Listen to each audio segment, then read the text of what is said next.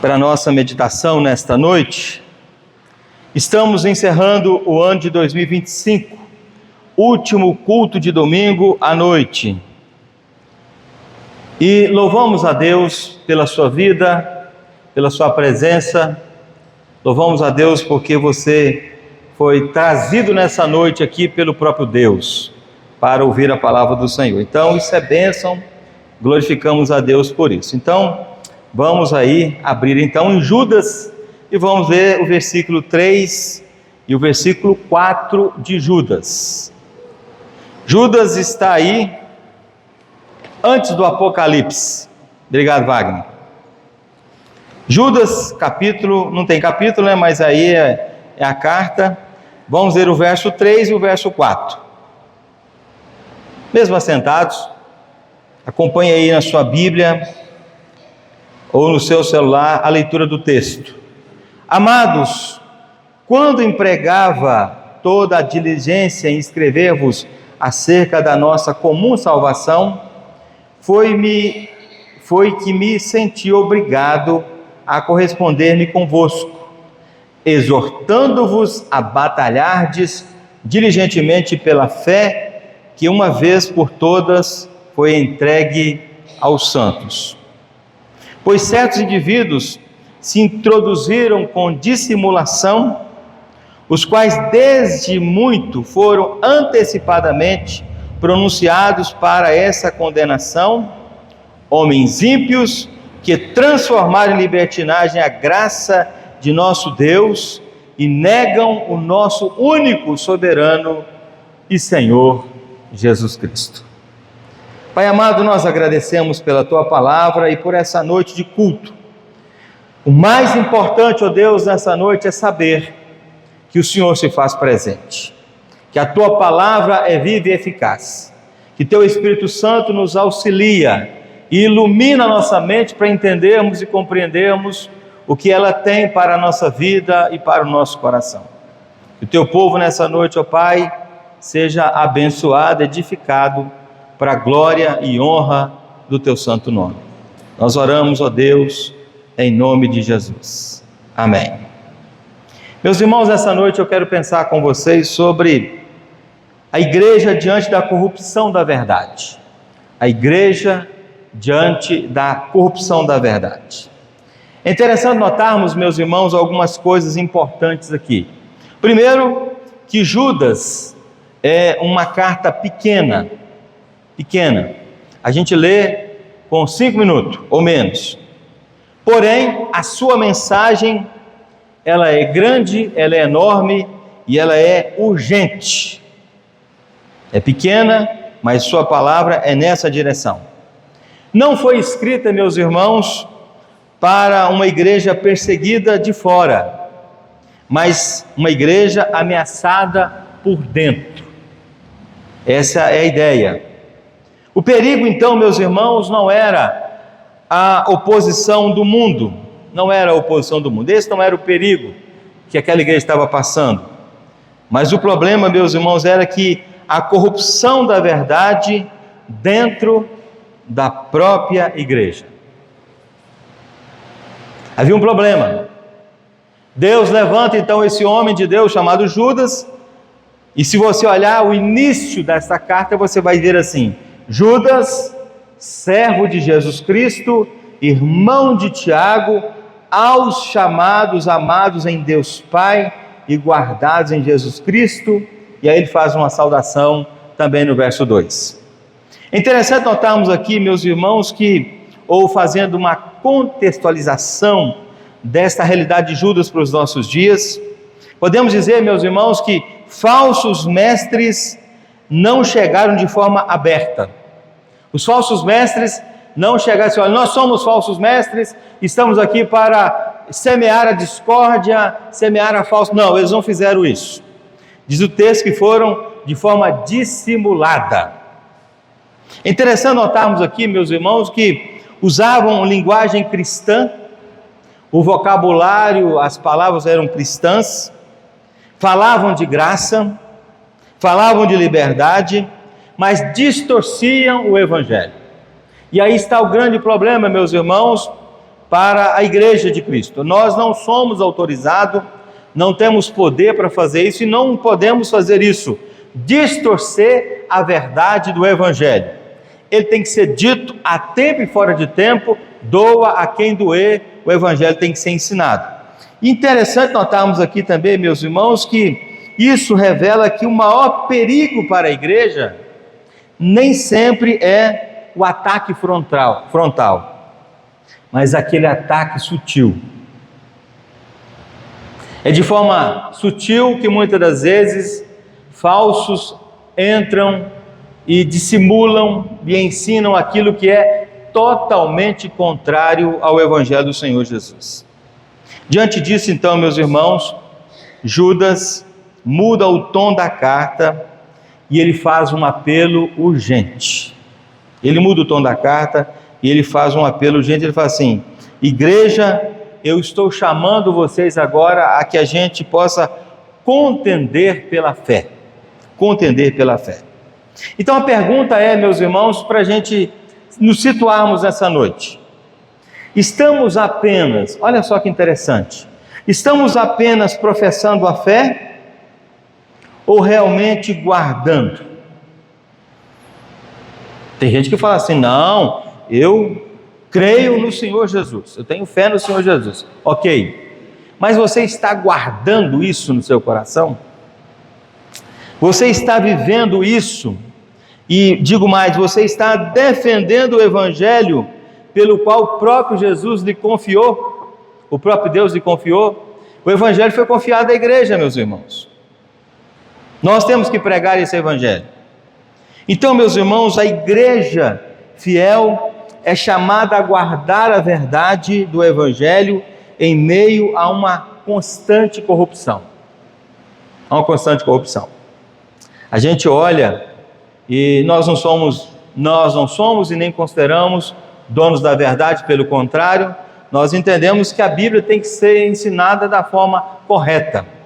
A interpretação histórico-bíblico-gramatical, olhando os originais do grego, do hebraico, o contexto histórico, o contexto anterior, o contexto posterior, mensagem para os dias atuais, mensagem para os dias passados, nós temos que ver tudo isso.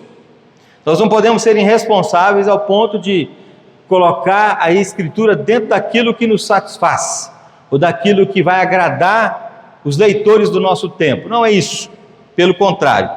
A igreja do presente tempo, isso inclui todos nós, somos chamados a guardar a verdade do Evangelho em meio a essa constante corrupção. E eu então estabeleci aqui, baseado no texto citado por Judas, pelo menos 3 princípios pelos quais devemos fazer isso. E a primeira grande verdade, meus irmãos, está exatamente no verso número 3.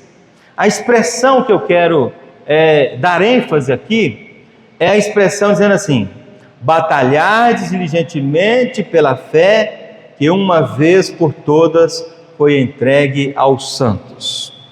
O que eu estou querendo dizer com isso, meus irmãos, à luz do texto? Que a fé como depósito definitivo confiado à igreja. A fé como depósito definitivo confiado à igreja, ou seja, a fé, meus irmãos, conteúdo objetivo do Evangelho, não sentimentos ou experiências subjetivas, não é isso. Trata-se da verdade que foi revelada por Deus através da sua palavra. Está aqui nos 66 livros da palavra de Deus. Então, meus irmãos, eu e você, a Igreja Presbiteriana do Brasil, nós aqui de Mariana, afirmamos claramente o seguinte: sola Escritura, ou seja, somente a Escritura. Somente ela pode nos nortear, somente ela pode nos instruir, somente ela pode nos exortar, somente ela pode nos consolar, somente ela pode nos burilar e nos moldar, fazendo-nos parecidos e iguais ao nosso Senhor Jesus. Interessante notarmos aqui, meus irmãos, que a expressão uma vez por todas, como é citado aqui, o Evangelho é completo, uma vez por todas. Então está ênfase aqui: o Evangelho é completo, o Evangelho é suficiente e o Evangelho é definitivo. Isso é algo que nós cremos e é algo que nós pregamos. Não está em construção, não admite acréscimo ou adaptações culturais. Nós temos vários grupos no nosso país, fora do nosso país, que creem diferente do que diz a Bíblia, estão fazendo adaptações culturais, que estão fazendo, na verdade, aquilo que vai defender aquilo que crê numa perspectiva pecaminosa, tudo isso para agradar o seu grupo e a si mesmo. Mas como o profeta Judas diz aqui, meus irmãos, nós precisamos entender esse princípio: batalhardes diligentemente pela fé, uma vez que foi entregue aos santos. Foi entregue quem? A igreja, aqueles que se santificam em Cristo. Então, meus irmãos, a igreja, ela não é só dona da verdade, ela é a depositária dessa verdade. Ela tem isso na sua estrutura, deve pregar isso, deve viver isso e deve caminhar em relação a isso. Mas aplicando isso, meus irmãos, à nossa vida, de uma forma bem pastoral e etc., podemos fazer algumas afirmações. Primeiro, contender pela fé não é agressividade, mas fidelidade corajosa. Quando eu luto pela fé, ou quando eu luto pela verdade pela qual a fé um dia me convenceu, automaticamente, meus irmãos, eu entendo essa verdade, que eu preciso ter fidelidade corajosa. Uma outra coisa que eu preciso pensar com vocês é defender a doutrina, ou seja, um ato de amor a Deus e ao rebanho. Então, quando você defende a doutrina, quando você defende o que a Bíblia está escrito de verdade, você está dizendo assim: eu amo a Deus por causa dessa verdade, porque eu não estou autorizado a tirar e nem a acrescentar o que Deus falou. É simplesmente crer no que Ele disse. Uma igreja, meus irmãos, que abandona a doutrina bíblica, automaticamente ela abandona o próprio Cristo. Interessante que o teólogo João Calvino, ele fala algo muito interessante sobre isso. Ele fala assim: a verdadeira piedade jamais pode ser separada da sã doutrina. O que ele está querendo dizer com isso? Que a sua vida como crente em Cristo jamais pode se dissociar dos princípios bíblicos. Tem que haver uma conexão de ideias em relação a isso. É o que você vive, está pautado pelo princípio bíblico e assim por diante. Por isso que você tem que tomar muito cuidado, e é por isso, meus irmãos, que o profeta ou o servo do Senhor Jesus, o Judas, ele fala assim: nós precisamos lutar contra a corrupção da verdade que muitas vezes está se instalando ou já se instalou dentro da própria igreja. Mas uma outra verdade, meus irmãos, que eu preciso pensar com vocês, é que Judas responde mostrando o perigo. Ele responde mostrando o perigo. Se você pegar o versículo 4, a parte A, vai dizer assim: pois certos indivíduos se introduziram com dissimulação. O que a gente pode aprender com isso, meus irmãos? É que há um perigo real dos falsos mestres infiltrarem. Há um perigo real disso. Por isso é que você todos os dias deve examinar as Escrituras, ler as Escrituras e pautar por esse princípio, por esse ensino. Ou seja, o erro, meus irmãos, entra sorrateiramente, não de forma escancarada. Por isso que a Igreja Presbiteriana do Brasil, nós presbiterianos aqui de Mariana, damos valor a duas coisas nessa igreja. São outras, mas damos valor a duas coisas. Primeiro, o estudo bíblico na quarta-feira. Nós queremos dar a Bíblia com vocês. Damos valor à escola bíblica dominical. Nós queremos que todos os membros venham para o banco da escola dominical para aprender, para serem crentes melhores, para enfrentar o mundo, enfrentar as dificuldades. E se houver algum tipo de coisa querendo corromper a estrutura de ensino da igreja, a gente possa combater isso com aquilo que a gente aprende ao longo do nosso dia a dia. Então você precisa se envolver com essas duas coisas básicas. Então, meus irmãos, avançando um pouco mais, podemos dizer que falsos mestres usam linguagem cristãs, ou seja, falam como crentes, mas distorcem o conteúdo. Conhece alguém assim? Provavelmente. Alguém que muitas das vezes usa a mesma linguagem, os mesmos jargões que você usa e etc., mas consegue distorcer o conteúdo, o suprassumo do Evangelho de Cristo. Falam de graça, falam de amor, falam de liberdade, mas esvaziam o Evangelho. Esse é um problema. Então, meus irmãos, a ênfase bíblica e até mesmo a ênfase reformada, pelo qual as nossas doutrinas estão organizadas e instituídas, é afirmar o seguinte: primeiro, heresias mais perigosas não são as grosseiras, mas são as sutis. As heresias mais perigosas não são aquelas que chegam nos agredindo de uma maneira, não são essas, mas são aquelas que entram sorrateiramente na nossa alma, no nosso coração, ao ponto de nos esfriar, ao ponto de a gente conformar com o pecado, conformar com o mundo e achar que não tem nada a ver. Esse é o problema, é a sutileza disso. Mas, meus irmãos, nós somos nessa noite exortados pelo nosso Deus a pensarmos nisso. Deus, meus irmãos, não é surpreendido pela apostasia, porque o texto fala assim, previamente escritos. Talvez, meus irmãos, nos últimos tempos, o número cresce assustadoramente de apóstatas, homens e mulheres, jovens e adolescentes, que estão apostatando da fé, não creem, não vivem e não querem ter compromisso nenhum com Deus. É o que eu falei domingo passado na nossa escola dominical, a morte do compromisso. O compromisso está morrendo. E aí, isso é um problema lá fora, mas que muitas das vezes isso acaba entrando dentro da comunidade que é a Igreja de Cristo, no qual nós estamos inseridos. Então, meus irmãos, aqui afirmamos o seguinte: a soberania de Deus sem negar a responsabilidade humana. Deus é soberano para todas as coisas? Sim, mas tem a responsabilidade humana. Você também é responsável. E o próprio Deus fala sobre isso. Então, pensando de uma forma bem pastoral para o seu coração, podemos afirmar aqui, meus irmãos, que soberania de Deus não gera passividade, mas gera vigilância. Então Deus é soberano, agora está tudo resolvido, vou deitar em berço esplêndido. Não é isso. É você ser vigilante. Como diz a turma, né? Vigia, irmão. Dá um jeito de vigiar.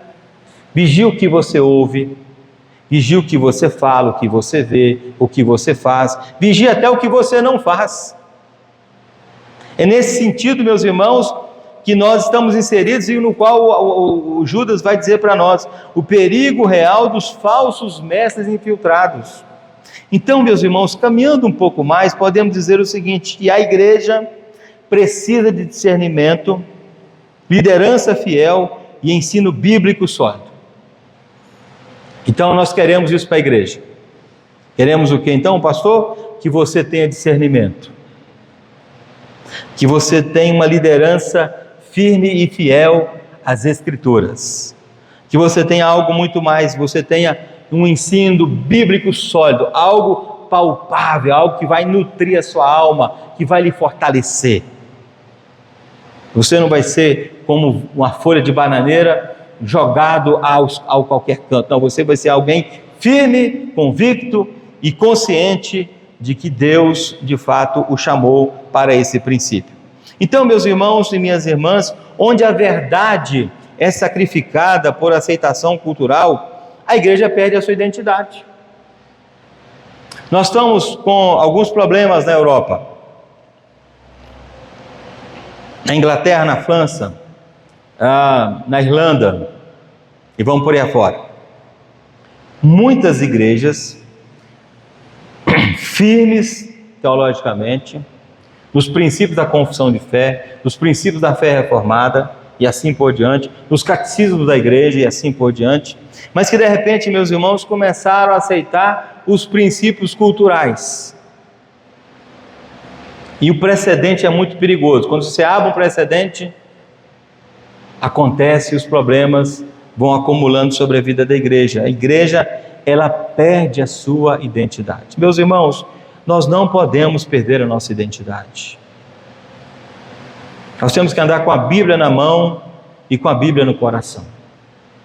Nós temos que ser crentes de oração, crentes que estão dispostos a salgar, dispostos a iluminar, dispostos a viver o Evangelho e, se for possível, morrer pelo Evangelho.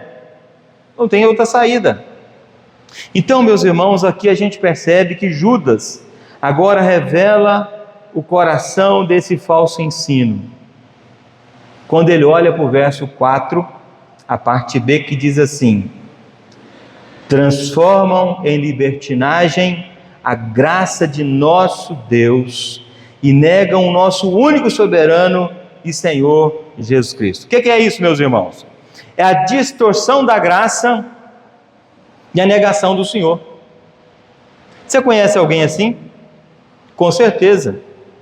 O fato, meus irmãos, é que a raiz do problema é uma graça falsificada. É uma graça falsificada. Graça usada com licença para o pecado. Nós estamos na graça, mas nós podemos negociar alguns pecados. Esse pecado é tão bom. Esse pecado faz tão bem a nossa carne, tão bem a nossa juventude, tão bem a nós homens, a nós mulheres. E aí a gente começa a entrar nesse caminho, meus irmãos.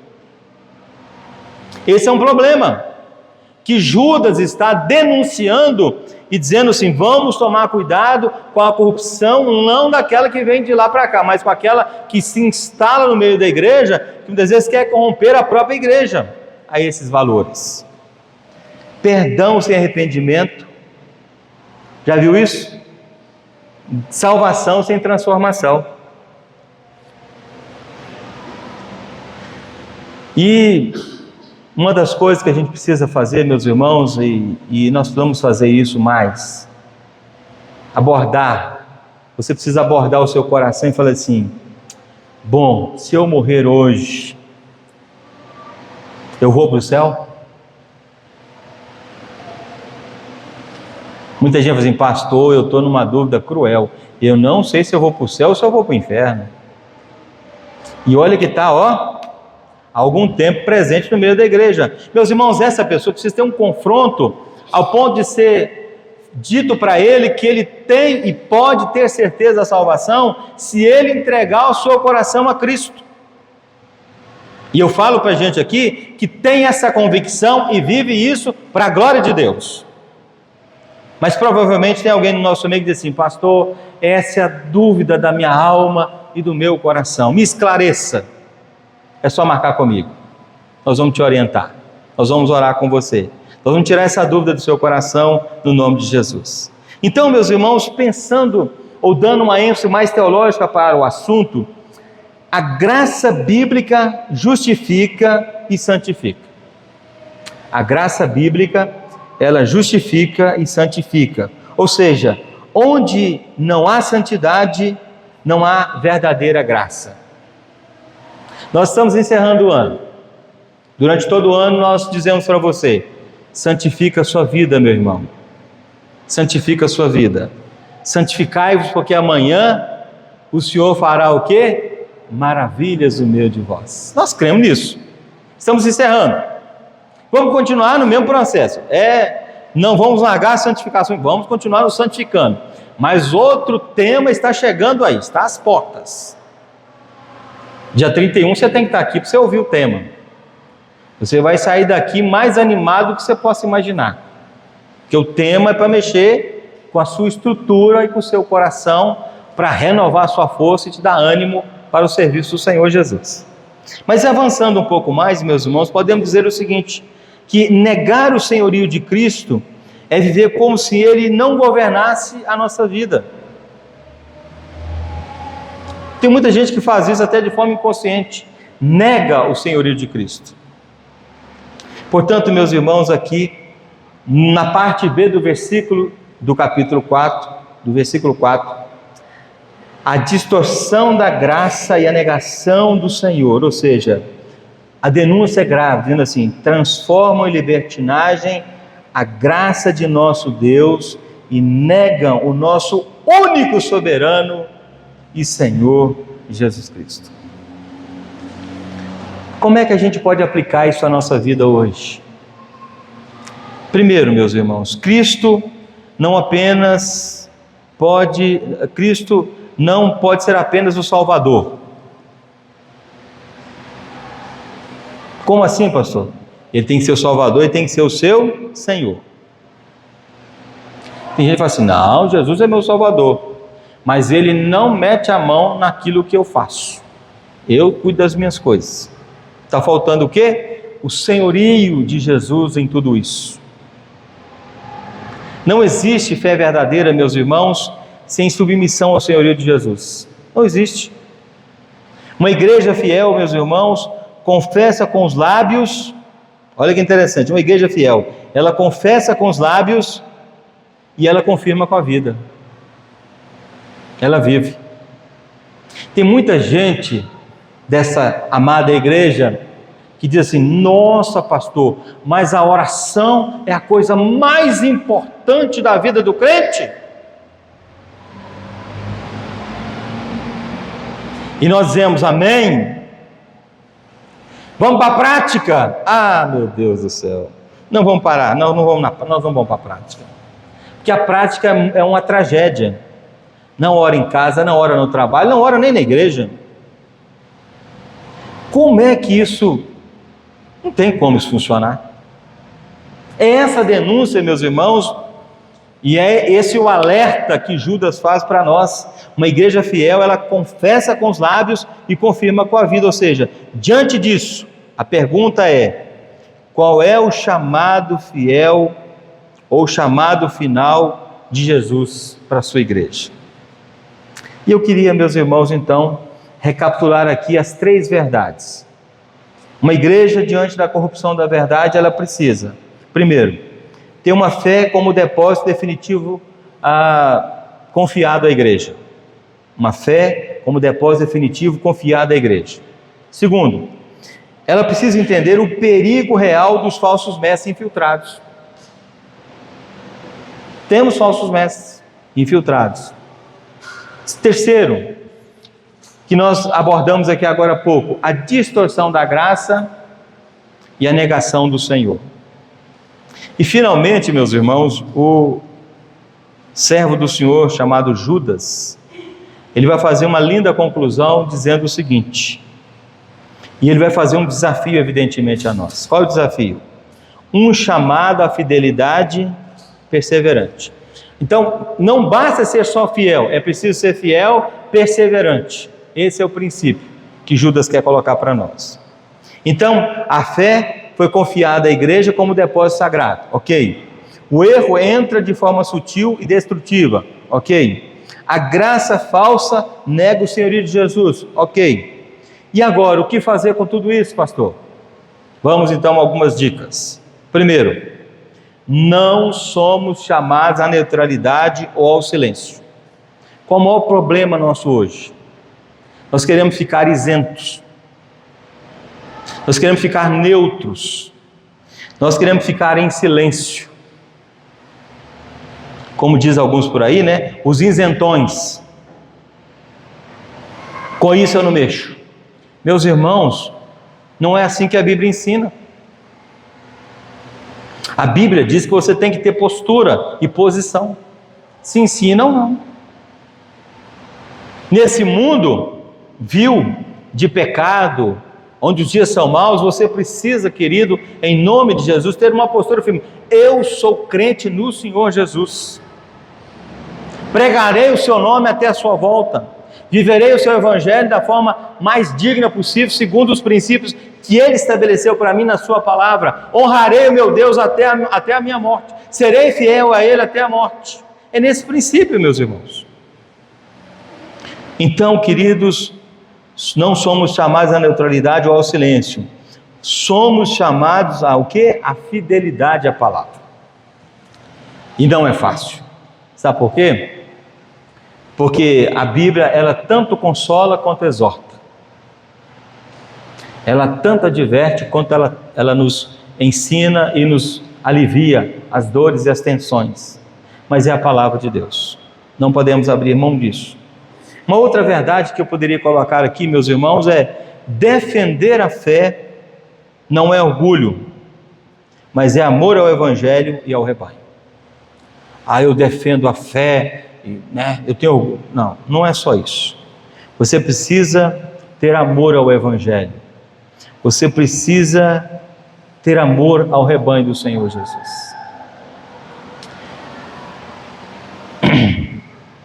Se a gente visitar algumas igrejas pequenas, onde a perseguição é ferrenha, por exemplo, não é uma moleza igual essa no Brasil, você vai perceber que lá eles defendem o Evangelho com amor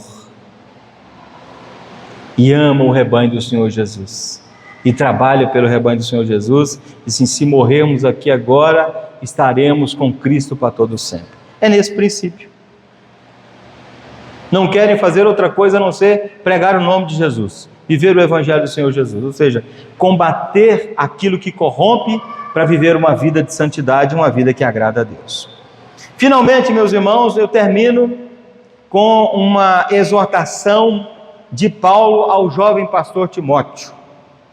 1 Timóteo capítulo 6, verso 1, Paulo vai dizer assim: combate o bom combate da fé. Meus irmãos, ser crente e exercer fé no Senhor Jesus, todo dia tem um combate, tem uma luta. Portanto, eu quero concluir aqui a minha palavra final aos irmãos nessa noite, dizendo que a minha oração é que Deus nos conceda discernimento, nos conceda coragem, nos conceda perseverança. Que sejamos, meus irmãos, uma igreja fiel ao Evangelho, como o próprio Judas disse aqui, uma vez por todas entregue aos santos. Santos aqui são a igreja de Cristo, sem acréscimos, sem concessões, sem distorções. É a verdade que tem que prevalecer. E tudo isso tem que ser para quê? Para a glória de Deus e para a edificação do povo de Deus. Portanto, meus irmãos e minhas irmãs, quando eu olho para essa carta pequena, simples, eu percebo que essa carta, além de ser pequena e simples, como eu disse inicialmente, é uma carta que ela é profunda e atual. E finalmente, eu vou repetir o que disse aqui o nosso querido Judas, que não é o traidor. Ele diz assim: amados, quando empregava toda diligência em escrever-vos acerca da nossa comum salvação, foi que me senti obrigado a corresponder convosco, exortando-vos a batalhardes diligentemente pela fé, uma vez confirmado por todos e entregue aos santos. Verso 4: por certos indivíduos se introduziram com dissimulação, os quais desde muito foram antecipadamente pronunciados para essa condenação, homens ímpios que transformam em libertinagem a graça do nosso Deus e negam o nosso único soberano e Senhor Jesus Cristo. Possamos guardar isso no nosso coração, meus irmãos. Aliás, depois você dá uma lida na sua casa nessa carta inteira, e depois você faz uma leitura, principalmente nos versos 21, 20, 21 e 22 e o 23, que vai completar e vai te auxiliar nessa sua caminhada. Portanto, meus irmãos, a igreja, diante da corrupção da verdade, ela precisa lutar com as armas que tem: orientação do Espírito, palavra de Deus e vida com Deus, para isso caminhar e avançar num tempo que glorifica e que exalta o nosso Deus. Nós estamos fechando o ano de 2019 e 25, é o último culto desse ano, domingo à noite. O último culto será agora quarta-feira, dia 31, no culto da virada. Mas durante todo esse ano nós trabalhamos em cima disso. E durante todo 2026 trabalharemos da mesma forma, se assim Deus nos permitir, para a sua glória e honra, no nome de Jesus. Amém, meus irmãos? Vamos ficar de pé, vamos ficar de pé. Eu sei que você está sentindo calor. E é bom, porque quando a gente sente calor, ele fala assim, estou vivo.